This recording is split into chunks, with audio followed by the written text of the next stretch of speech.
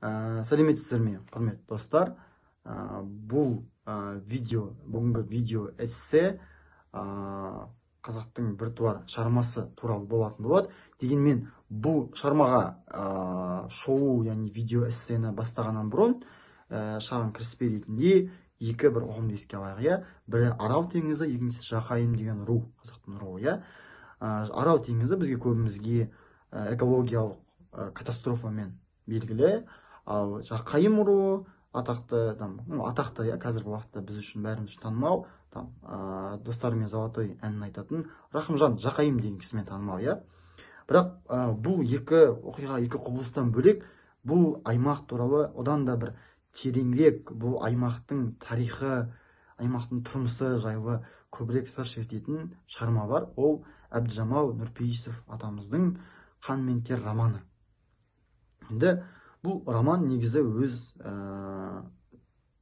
трилогия болып табылады. Бұл яғни романнан не алуға болады, не үшін оны оқу керек деген сияқты сөз қозғағаннан бұрын, жалпы шығармаға шағын бір сюжетіне сипаттама беріп өтейік.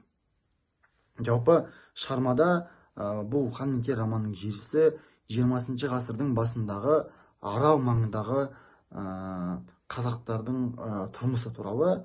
Олардың тек қана жалпы қазақтардың емес, оның ішінде кезінде мал бағып, ата-бабалары батыр болған, бірақ артынан кедейленіп, тақырлыққа түсіп, ақыр аяғында ешбір отаршылдық ескісіне қашып, жан-жақтан қашып, қара жұмысқа жегіліп, балық аулаумен кәсіп еткен қазақтармен және де отаршыл империяның қол шоқпарына айналған жергілікті бағанағы айтқан байлар, бағанағы жалпы осы бір рудың төңірегінде болып отырған оқиға, содан шыққан байлардың арасындағы теке тірес деп бағаласақ болады, жалпы атасақ болады. Енді бұл жалпылама сипаттама, яғни байлардың ауылы, кедейдің ауылы деген, Арал теңізі деген сияқты бар. И осы теке тірестің арасында үш кейіпкер болады. Үш кейіпкер, кітаптың басты үш кейіпкері бұлар.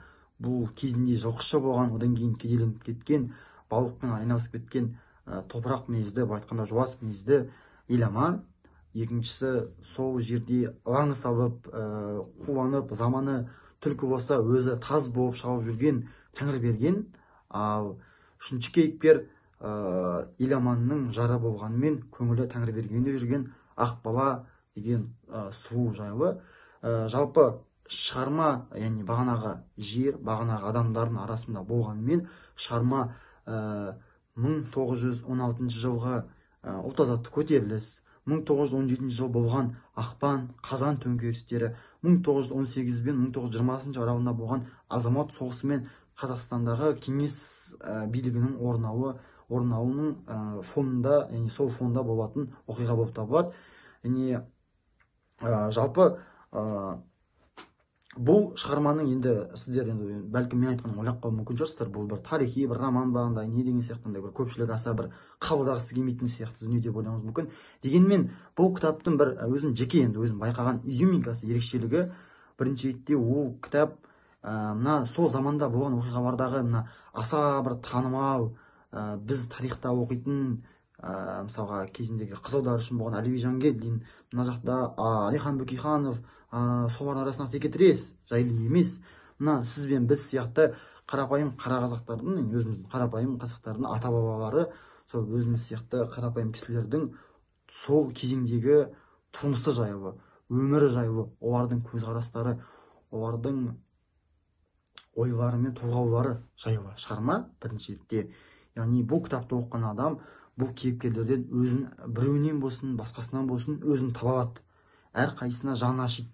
Айтқанда, ол маған қу біреу болсын, бай біреу болсын, басқасы болсын. Шығарманың ерекшелігі осы. Енді жалпы бұл кітап жайлы айтардан бұрын, жалпы бір затты анық айтып қою керек, алдын ала тоқта терісіне. Бұл кітап ол баста, яғни кеңес заманында шыққаннан кейін, кітаптың алғашқы басылымдарда коммунистік, марксистік таптардың текетіресі деген сияқты идеялар бар болған. Дегенмен кітаптың соңғы нұсқаларында автор сол кеңестік цензура таптауырынан шығып, жалпы жаңағы үш кейіпкердің бойынша болатын, жаңағы солардың өмірі жайлы болатын шығарма ретінде жазып кеткен. Мен сол соңғы нұсқаны оқуға мүмкіндігім туындады. Енді бұл кітаптан қандай құндылық түйе алдым және түйе аласыздар деген сияқты сұраққа жауап берейік. Біріншісі ол сіз бен біз секілді қарапайым адамдардың тұрмысы. Бұл кісілер бұл жақта балықшылар ауылындағы, яғни тұрмыстың қиындығы мен қызығы, мысалға қазіргі уақыттағы қарыздан қарызға, әйтеуір жалақыдан жалақыға күн көріп жүрген адамдар секілді ол жерде де бір балық аулап алғаннан қанша түседі, сонымен күн көріп әйтеуір тіршілік етіп жүрген адамдардың тұрмысы баяндалады. Олардың бірақ та бұл шығарманың ерекшелігі, бұл жақта тұрмыс тауқыметі айтылғанымен кейіпкерлер материалды тұрғыда, дүниелік тұрғыда жұпыны кедей болғанымен олар рухани тұрғыда өте бай екен көрінеді. Яғни бір ерекше бір сондай бір қаймықпайтын бір қайсар рухты көреміз бұл шығармадан. Бұл жақта ондай бір рухани байлықты, мысалға кітаптың шығарманың ішінде Сары деген ақынның шығармаларын орындайтын Кәлен деген кейіпкер бар. Сол кісінің орындау бөлігін оқыған кезде байқасаңыздар болады. Енді екіншісі ол шынайы кейіпкерлер. Кітаптың әрбір кейіпкері, ол хоть основной, главный герой болсын, басты кейіпкер болсын, ол хоть жаңағыдай бір бөлімде кездесетін бір кейіпкер болсын, шабарман болсын, барлығының бір әрқайсысы бір өмір, бір әлем. Бұл шығармада кейіпкерлер бір қалыпты емес. Кітаптың басында бір қарағанда жуас мінезді еламан, қуанып кеткен Тәңірберген мен өз көңілін ретін таппай жүрген Ақбала жағдай өзгерген сайын мінезінің өзге қырын көрсетеді. Мысалы, басында тым жуас болған еламан соңында өзінің Тойғожа батыр бабасы сияқты жауынгерлік рухын көрсетеді. Ал енді бір қарасақ, ол өзінің қазақылыққа бір тарихта айтылған баяндалатын бір тыншылық, бір ерекше бір андай қасиеттерінде байқағанбыз. Яғни кейіпкерлер айтқанда қатып қалған емес, өзгереді, дамиды.